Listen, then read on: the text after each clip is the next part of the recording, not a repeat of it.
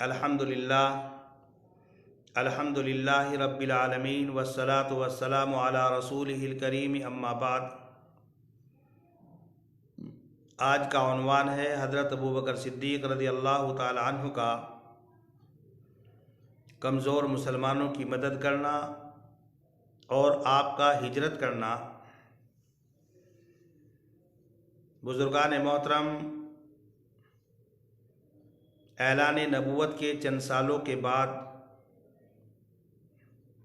जब हज़रात सहाबा किराम ने अलल ऐलान दावत व तबलीग का काम शुरू किया,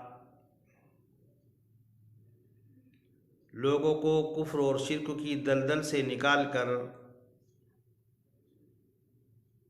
नूर ईमान की तरफ लाने की कोशिश की,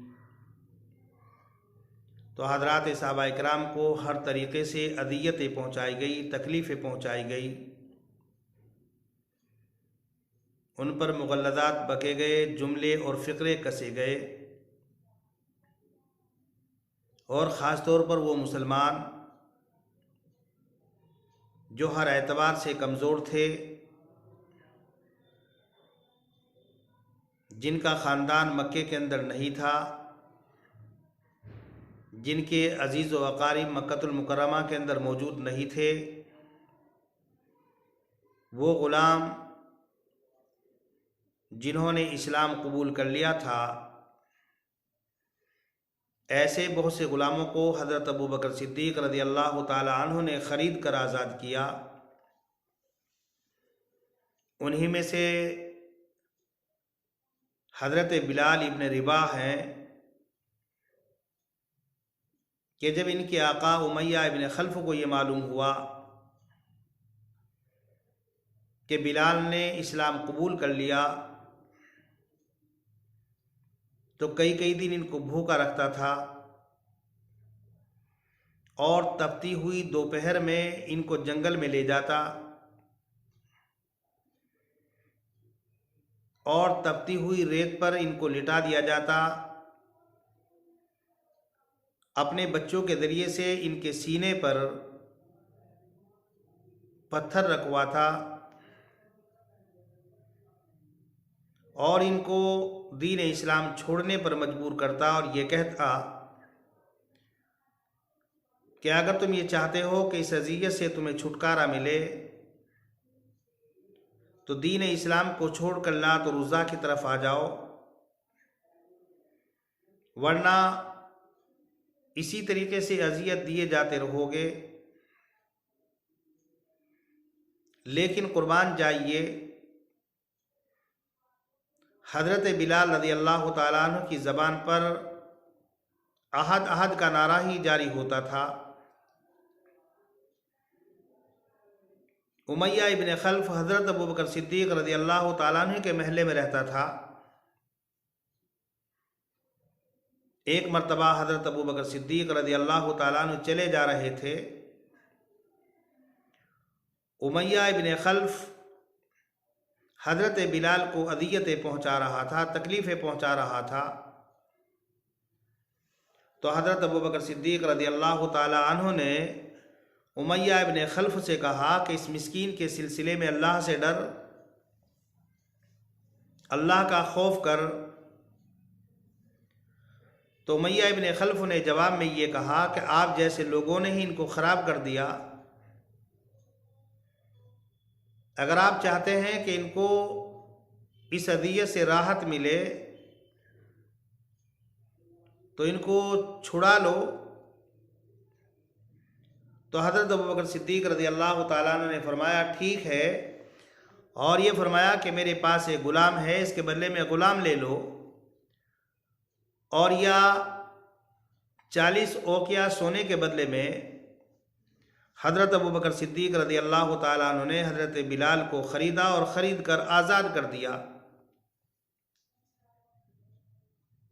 ज़िन्नीरा जो एक औरत थी जो अबू जहल की बांदी थी, जब इन्होंने इस्लाम कबूल किया तो अबू जहल बहुत ज़्यादा तकलीफ़ें पहुँचाता था और इस्लाम कबूल कर लेने के बाद इनकी बीनाई जाती रही। तो कुफ़ार मक्का हज़रत ज़िन्नीरा के बारे में ये कहा करते थे कि इन्होंने लात और उज़्ज़ा का इनकार किया और दीन इस्लाम को कबूल किया, इसलिए लात और उज़्ज़ा ने इनकी बीनाई छीन ली, सल्ब कर ली। तो हज़रत ज़िन्नीरा ये कहा करती थी कि ये काफिर लोग झूठ कह रहे हैं। अल्लाह तबारक व तआला से दुआ मांगी, ए अल्लाह मेरी बीनाई वापस कर दे। अल्लाह तबारक व तआला ने हज़रत ज़िन्नीरा की दुआ को कबूल किया और उनकी बीनाई को वापस कर दिया गया और हज़रत बिलाल की तरह हज़रत ज़िन्नीरा रज़ी अल्लाह तआला अन्हा को भी ख़रीद कर आज़ाद कर दिया गया। इसी तरीके से आमिर इब्न फुहैरा, उम्मे उमैस और बहुत से गुलामों को हज़रत अबू बकर सिद्दीक़ रज़ी अल्लाह तआला अन्हु ने ख़रीद कर आज़ाद किया। जब मक्कतुल मुकर्रमा में मुसलमानों को हर तरीके से अदियतें पहुँचानी शुरू कर दी गई और दावत व तबलीग के तमाम रास्ते मसदूद और बंद करने की कोशिशें की गई, तो रसूल अकरम सल्लल्लाहु अलैहि वसल्लम ने हज़रात सहाबाए किराम को हिजरत की इजाज़त दे दी। हज़रत अबू बकर रज़ी अल्लाह तआला अन्हु भी चाहते थे कि मैं भी यहाँ से मदीना मुनव्वरा चला जाऊँ और कई मरतबा रसूल अकरम सल्लल्लाहु अलैहि वसल्लम से इजाज़त मांग चुके थे, लेकिन रसूल अकरम सल्लल्लाहु अलैहि वसल्लम हर बार ये कहा करते थे कि सब्र करो। फिर एक वक्त आया कि जब रसूल अकरम सल्लल्लाहु अलैहि वसल्लम को हिजरत की इजाज़त मिली। हज़रत आयशा सिद्दीक़ा रज़ी अल्लाह तआला अन्हा फरमाती हैं कि रसूल अकरम सल्लल्लाहु अलैहि वसल्लम हमारे यहाँ सुबह शाम रोज़ाना आया करते थे, लेकिन एक दिन देखा कि दोपहर में तशरीफ़ ला रहे हैं। तो हज़रत अबू बकर सिद्दीक़ रज़ी अल्लाह तआला अन्हु की नज़र पड़ गई, तो आपने फरमाया कि आज कोई नया मामला पेश आ गया जिसकी वजह से रसूल अकरम सल्लल्लाहु अलैहि वसल्लम दोपहर में तशरीफ़ ला रहे हैं, वरना हमारे यहाँ सुबह के वक्त या शाम के वक्त आया करते थे। रसूल अकरम सल्लल्लाहु अलैहि वसल्लम हज़रत अबू बकर रज़ी अल्लाह तआला अन्हु के घर पहुँचे, जाकर के सलाम किया। हज़रत अबू बकर रज़ी अल्लाह तआला अन्हु जहाँ बैठे हुए थे वहाँ से हटे, अल्लाह के रसूल को बिठाया। अल्लाह के रसूल ने फरमाया कि यहाँ पर जितने लोग हैं इनको हटा दो। तो हज़रत अबू बकर सिद्दीक़ रज़ी अल्लाह तआला अन्हु ने फरमाया कि अल्लाह के पैगंबर, यहाँ तो सिर्फ मेरी ये 2 बेटियाँ मौजूद हैं। तो रसूल अकरम सल्लल्लाहु अलैहि वसल्लम ने फरमाया कि अल्लाह तबारक व तआला की तरफ से मुझे हिजरत की इजाज़त मिल गई। तो अबू बकर सिद्दीक़ रज़ी अल्लाह तआला अन्हु ने फरमाया कि अल्लाह के पैगंबर, आपका रफ़ीक़ सफ़र कौन होगा?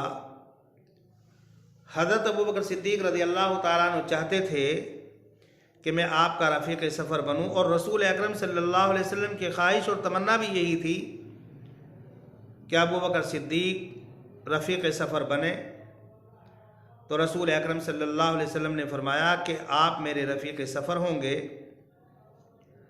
हज़रत आयशा सिद्दीक़ा रज़ी अल्लाह तआला अन्हा फरमाती हैं कि जब अल्लाह के पैगंबर की ज़बान से ये बात सुनी तो फ़र्ते मसर्रत से रोने लगे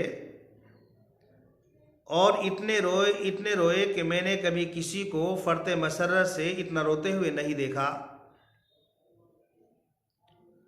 बहरहाल वो वक्त आया कि जब रसूल अकरम सल्लल्लाहु अलैहि वसल्लम हज़रत अबू बकर सिद्दीक़ रज़ी अल्लाह तआला अन्हु के साथ चुपके से मक्के से निकले और गार सोर के अंदर जाकर के छिप गए।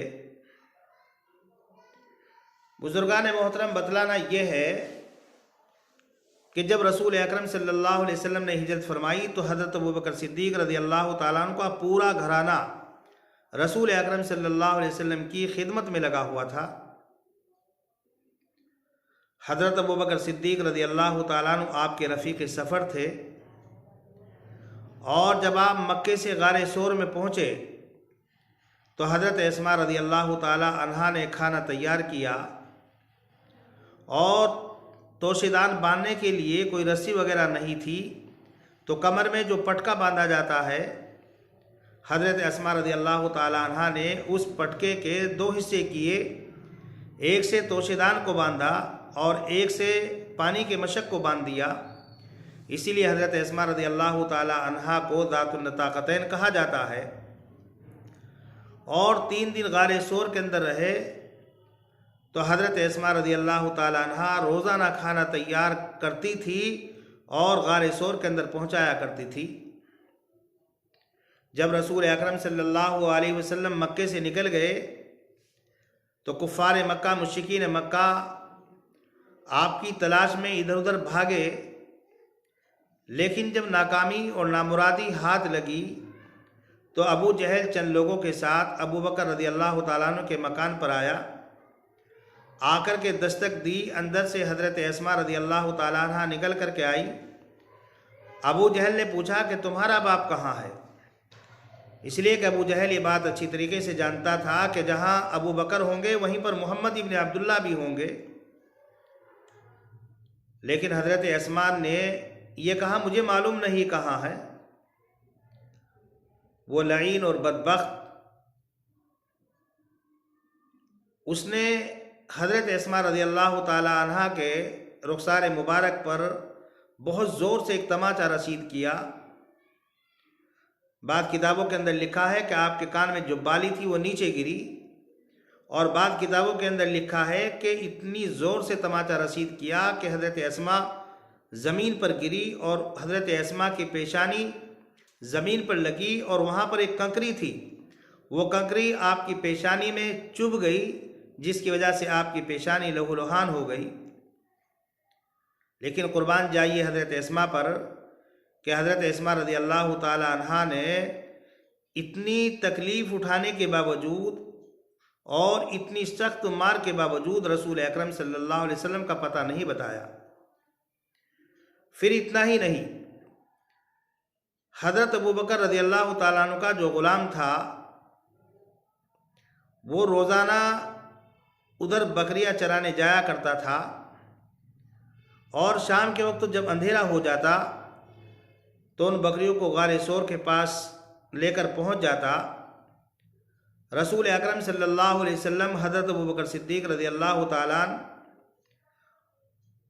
बकरियों का दूध दोहते और उसको पी लिया करते थे, और सुबह के वक्त जब अंधेरा होता तो वो बकरियां मक्कतुल मुकर्रमा के अंदर वापस ले आता था।